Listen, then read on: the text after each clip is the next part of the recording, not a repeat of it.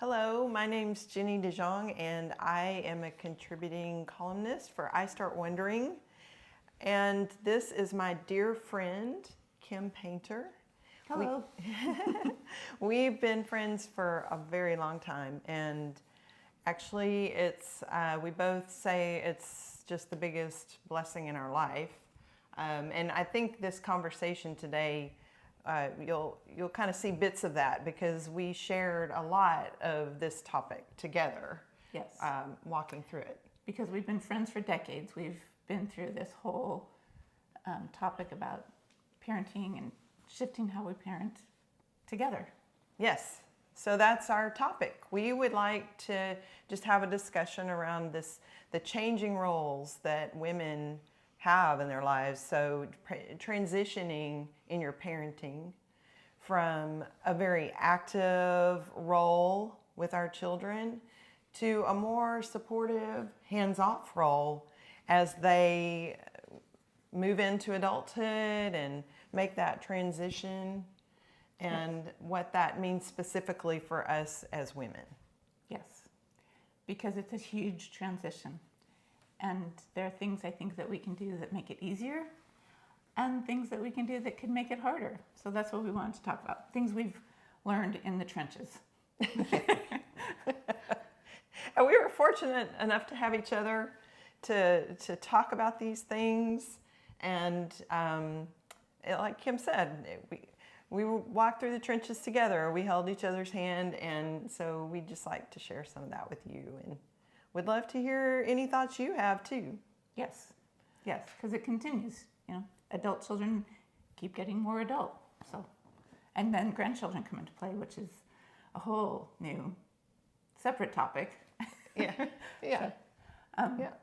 Anyway, so maybe we should say how many kids we have, like what our background is.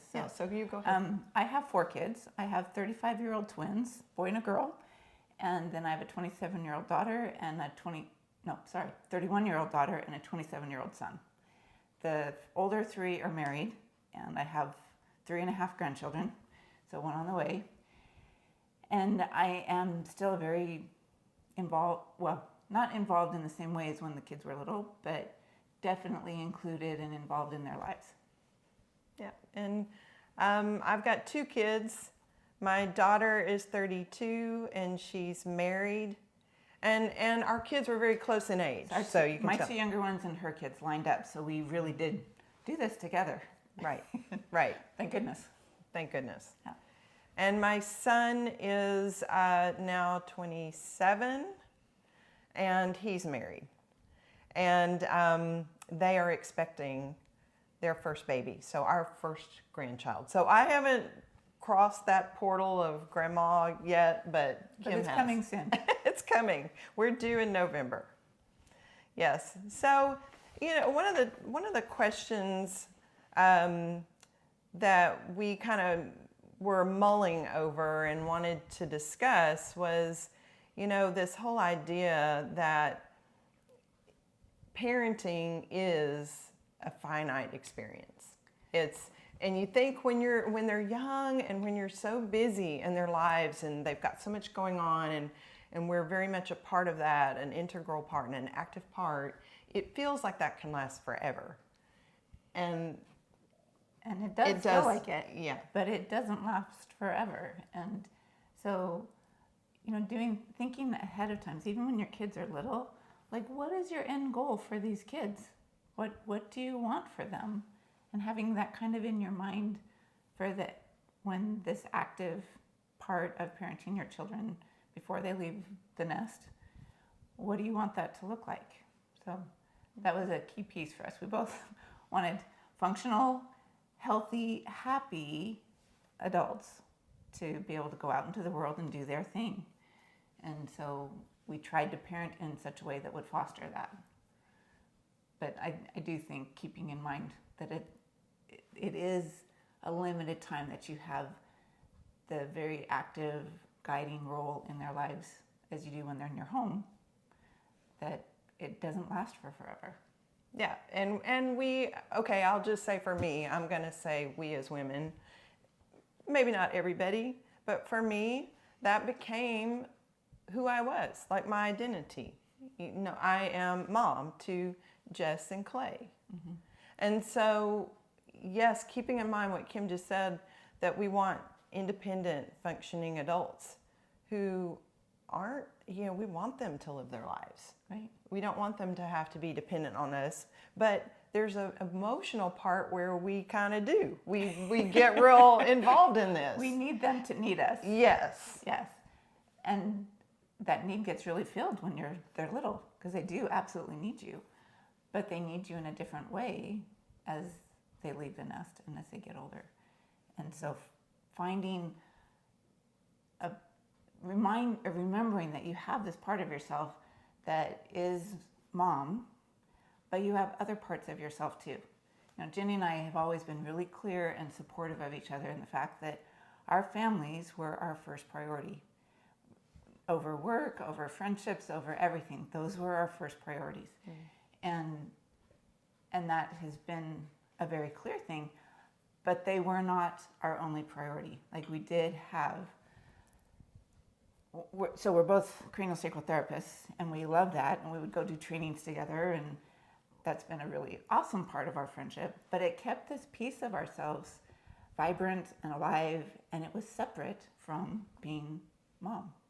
Right. And I think that was a really helpful piece when it did come time, when they were all leaving home, that we had something of ourselves that we loved and that we were passionate about that gave us still a sense of purpose. Yes. And I will say, you know, having said that in a way, I feel like that particular career path lent itself to that, you know, where we had that flexibility. What we decided to do was have a practice in our home. Which so actually professionally was not necessarily the smartest thing to do or the accepted thing to do, but because our families were our first priority, that's what we chose, and it worked out. Yeah. Thank goodness it worked out. Yeah. But Yeah. Yeah. And so, you know, it's, I think that part of it, having that thing that was fulfilling, you know, for you, for me, that when we were still running around taking kids to after school activities and helping them with their homework and yeah, that gets just all encompassing. But you had this piece that, you know, we might decide, well, let's go to this class. And that in itself is a hard thing to do when you're a busy mom. And there were times I couldn't go to that. It's a hard thing to do, but I would say it's a vital thing to do. Yes. Because like every other caregiving thing, being a mom 24/7 indefinitely, you can't sustain that and be cheerful. I couldn't sustain it and be cheerful. So going away to these trainings felt like it was justified because it was my job, but also it was an enormous break and fun and stimulating for me. And you were there. Yes. So we got to be together and have a good time with it, and ask each other these questions and talk about these things that were hard and right. And I would say that is the biggest thing. Again, for any of you who are in that stage of active mothering, having a support system or a friend or a mother's group or church group or whatever resources you have, there's not just one way of doing it, but having that person or group of people that you can talk these things through and you can call when you are ready to kill one of your kids.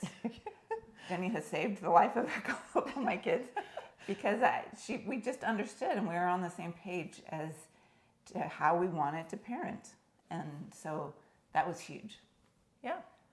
Yes, and the same for me. We did that for each other, and so when it came time for them to, you know, it was phases as our kids got older and the oldest ones got up and out. Then we were both now looking at, wow, our home life has changed. Even if not all of them had left yet, The dynamics change, and there's a different feel to it. Right. Personally, I think that was the time that I really enjoyed the younger kids in a different way, because the twins definitely, there were two of them, so we lost half of them in one shot. And it did make it possible then to really focus on the next one. And then when she left, my youngest son was like, he thought being an only child was an awesome thing. And it was just fun to see, because the dynamics had shifted. And so it was fun also that at some point that my middle daughter came back to live with us at home with her husband. And my youngest son really enjoyed that, having somebody back in the house. But at that couple years where he was on his own, it was kind of fun to just focus on him. It felt easy compared to having four to take care of. Right. So I missed the other three, but I enjoyed him. Right. So I think we talked about that, where just enjoying where you're at is an important piece. Where, in fact, my mom gave me that advice when I had my twins. They were newborns, and she said, the most important thing you can do is love them and enjoy them. And I really did keep that kind of in the back of my mind. So there were times when it definitely was not enjoyable, but for the most part, I have really enjoyed them and wanted them to be happy and doing their thing. Yeah, So. and maybe that speaks to, like, what does it mean to enjoy your kids? Maybe that means being more present in the moment with them and realizing this doesn't last forever. Mm-hmm. And so when it does get hard and it feels like you're getting maybe impatient with them, or you wish that you had more time for yourself, things like that, which is normal, and we all have those thoughts and feelings, that you come back to present moment, reframe it. These kinds of ideas can help to know that one day it really is going to look a lot different. And that's what we're going to talk about, kind of next, is what is that like to then have all of them transitioning out of the house? Right. And how did that feel for you? Before we move on to that, did you want to say something about Andrew? Yes, thank you. So, our partners can be really helpful with that, with keeping that piece of yourself. Not always. Sometimes that comes up organically inside yourself, and you just know what you need to do to cultivate that. But for me, my husband really helped me with that part. He started talking to me when my daughter was in high school, and they were 5 years apart. And he started saying, I want you to start thinking about what do you want to do when the kids are gone? And I realized I had that luxury in a way to stay home with them and to be able to, work some and then also be very available. But that was my thing, was I was very, very involved in certain periods of time. I was the president of the, PTA and all of those things, and it really took a lot of time. So he started asking me, I want you to look at what that might think about that. What might that look like when all of this is over? And he really helped me. I have to give him credit for that, to start really thinking what I wanted to do. I think looking at it ahead of time, not as something like to dread, like, oh my gosh, what am I going to do? But like, what do I want to do? What could that look like? 5 years, 10 years? So that it might not be something that you're going to attain in anytime soon, but just that there's potential and possibility after they're gone. Yeah. So, and that goes in with that part of like keeping a piece of the things that make you happy, that bring you joy. Notice what those things are and hold them in that space of possibility. Like, okay, what could I do with this after they're gone? Yes, and so it's reframing it to be a real positive thing. And I have to confess, I didn't see that as a positive thing. Because you didn't have 4. Yeah, Kim was just tired. Yeah. Actually, God is Fourth. good. There was a timing thing in there that really helped me. I'll mention that in a minute, but go ahead. That's what Well, you're saying. no, I mean, I think what Kim was saying, it's true. It's like you're reframing that to be an exciting time of life, because it really is. Like if you're stuck in a pattern of maybe a job you're not quite happy with, it doesn't completely fulfill you, that can be a point where you're reevaluating and you're starting to say, what does bring me joy? What do I want to be doing? And you can start to, in a very relaxed way, if you think ahead, start to cultivate maybe even a different career path. Yeah, because there's a lot of change happening. Why not a little bit more? Right. Yeah. Right. So what were you going to say? Just that I really do believe that whether you think of it as God or the universe, that there is something that brings things to us when we need them. And my youngest son's senior year, I was invited to become an instructor for the Upledger Institute, and it was a very intense process. And I had been worrying a little bit before then of like, I didn't want to be a hovering mom, like he was my last one. I was aware of this impending change, and I didn't want him to feel like I was like clinging to him. And then this opportunity fell in my lap. And then I was busier than he was. And he's like saying, hey, Mom, you have some time for me? I'm like, yes, next Tuesday, I do. And so it just was perfect as far as like helping me shift into something that I was really excited about. Still really excited about him, but I had my own thing. I think having your own thing, whether it's a little thing, knitting hats for homeless people or whatever it is. In Texas here, we don't need to do that. Up in Utah where I live, I do that. But whatever that little thing is that is your thing can fall into your lap in different ways and just be, again, holding that place that it could happen for you and take advantage of it when it does. So, And having said that, absolutely, it's pretty amazing as we look back on how that happened for us. Also, what are you modeling to your kids? Yeah. I mean, you're showing, we were showing our daughters that 50 years old wasn't something to be afraid of. right. And You could still do really fun things in your 50s, like go swim with dolphins for work and get paid. yeah. And maybe busting a little bit of that stereotype of it's scary to get older, you're at the end of what you can contribute. Maybe it's something to look forward to. Maybe I'm proud of Mom. We both got that from our kids, that they actually said that to us. And for the boys too. I think it's important for the boys too. I definitely wanted to model being a strong woman for my daughters. But I wanted to model for my boys, like, we can be this partnership of you supporting your wife, you watching Dad support me, you supporting your daughters to go and do things that they want to do, whatever that is. I remember my dad had 5 daughters before he had a son. And so us girls did things on the farm, and he just was like, you can do this. So I never ran into that feeling from my parents that I couldn't do something. But I think it was really good for my sons to see your daughters can do good things. Your mom can go out and teach around the world, do things that you might not have expected, and be proud of them.